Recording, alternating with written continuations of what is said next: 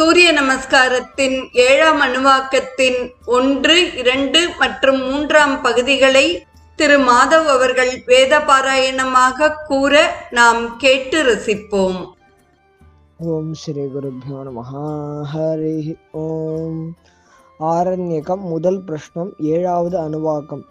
ஆரோகோ ப்ராஜஃப் அனரஃப் பதங்கஹ ஸ்வர்ணரோ ஜ்யோதிஷீமானே விபாசஹ தே அஸ்மை survey திவமாதபந்தி ஊர்ஜந்துஹானா அனபஸ்ஃபுரந்த இதி कश्यपोष्टमः समः मेरुन्न जहाति तस्यैषा भवति यत्ते शिल्पं कश्यपरोचनावत् इन्द्रियावत् पुष्कलं चित्रभानु यस्मिन् सूर्या अर्पिता सप्तसाकम् तस्मिन् राजानमधिविश्रयेममिति ते अस्मै सर्वे कश्यप ज्योतिर्लभन्ते तान् सोमः कश्यपादधि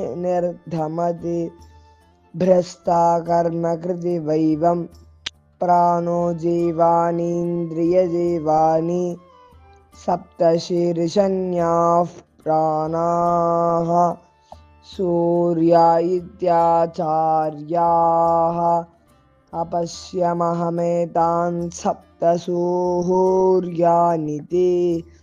पञ्चकर्णो वात्स्यायनः सप्तकर्णश्च प्लाक्षिः आनुश्रविक एव नौ कश्यप इति उभौ वेद इते महिषे कुमिव महामेरुं गन्तुम् अपश्यमहमेतत् सूर्यमण्डलं परिवर्तमानं गार्ग्यः प्राणत्रातः गच्छन्तमहामेरुं एकं जाजहदं भ्राजपटरपतङ्गानिहने तिष्ठन्नातपन्ति तस्मादिह तप्त्रितपाः.